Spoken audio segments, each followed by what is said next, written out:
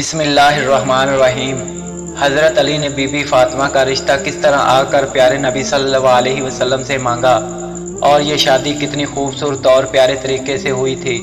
Be be Fatima جیسے ہی بڑی ہوئی تو آس پاس کے صحابیوں کے رشتے بی بی فاطمہ کے لیے آنے لگے، تو پیارے نبی صلی اللہ علیہ وسلم یہ ارشاد فرماتے ہیں کہ میں نے اپنی بیٹی فاطمہ کی شادی کا فیصلہ اللہ تعالیٰ پر چھوڑا ہوا ہے۔ میری بیٹی کا رشتہ وہی کرے گا جو اللہ کو منظور ہوگا، وہی مجھے منظور ہوگا۔ تو آپ انکار کر دیتے۔ ایک دن حضرت ابو بکر صدیق رضی اللہ عنہ اور حضرت عمر رضی اللہ عنہ مسجد نبوی میں تشریف لائے اور ایک دوسرے سے بات کرنے لگے۔ وہ آپس میں بی بی فاطمہ کے رشتے کی بات کرنے لگے۔ سبھی صحابیوں نے بی بی فاطمہ کے رشتے کے لیے پیغام بھیجا ہے، لیکن حضرت علی نے کوئی بات نہیں کی۔ حضرت عمر فرمانے لگے کہ میرا خیال ہے کہ حضرت علی اپنی غریبی اور غربت کی وجہ سے کوئی بات نہیں کر رہے۔ اگر ان کے دل میں یہ بات ہے اور اس کی وجہ سے انہوں نے رشتہ نہیں مانگا تو ہم حضرت علی کی مدد کریں گے۔ حضرت ابو بکر نے کہا کہ ہم حضرت علی سے بات کرتے ہیں، اگر وہ غربت کی وجہ سے انکار کر دیں گے تو ہم حضرت علی کی مدد کریں گے۔ اس طرح وہ مسجد نبوی سے بات کر کے اٹھے اور حضرت علی کی تلاش میں نکل پڑے۔ وہ صحابی حضرت علی کے پاس آئے اور فرمانے لگے، اے علی، پیارے نبی صلی اللہ علیہ وسلم کی بیٹی کے لیے قریش کے جوانوں کے رشتے آئے ہیں، لیکن پیارے نبی نے یہ کہہ کر انکار کر دیا کہ میں نے یہ فیصلہ اللہ کے اوپر چھوڑا ہوا ہے اور آپ نے ابھی تک کوئی پیغام نہیں بھیجا۔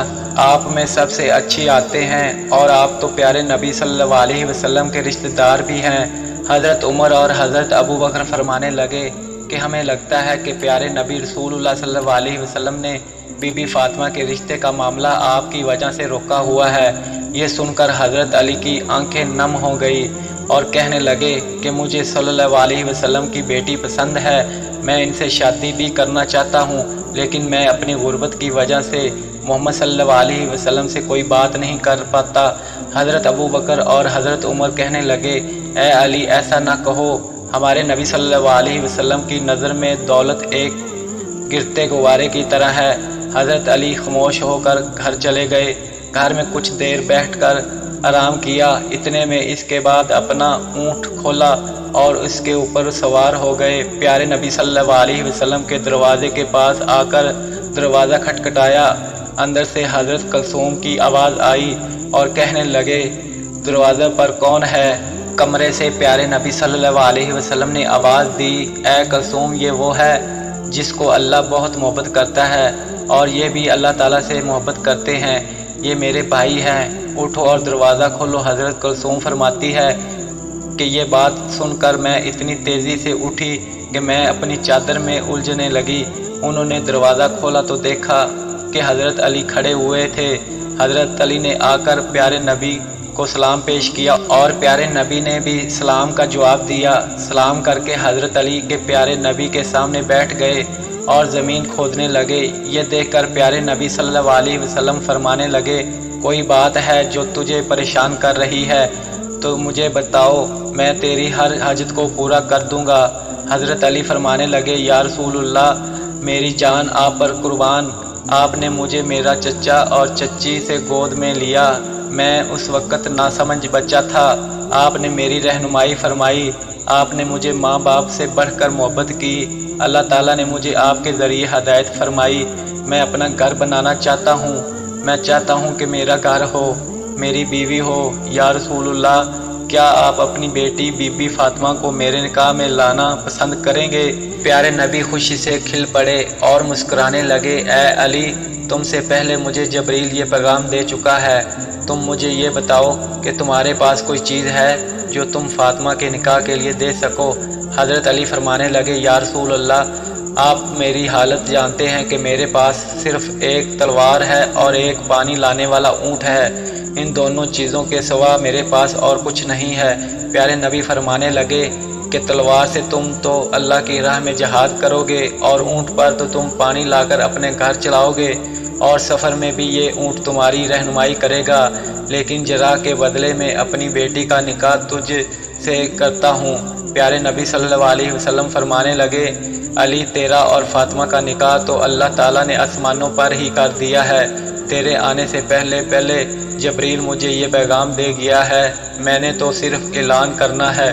تم مسجد پہنچو، میں ابھی تمہارے پیچھے آ رہا ہوں اور تمہارے اور فاطمہ کے نکاح کا اعلان کروں گا۔ حضرت علی اتنی خوشی سے باہر نکلے، خوشی سے وہ جھومتے ہوئے جا رہے تھے اور راستے میں حضرت ابوبکر اور حضرت عمر نظر آئے۔ ان کے ساتھ ٹکر ہوئی، وہ پوچھنے لگے، اے علی، اتنے خوش ہو کر تم کہاں جا رہے ہو؟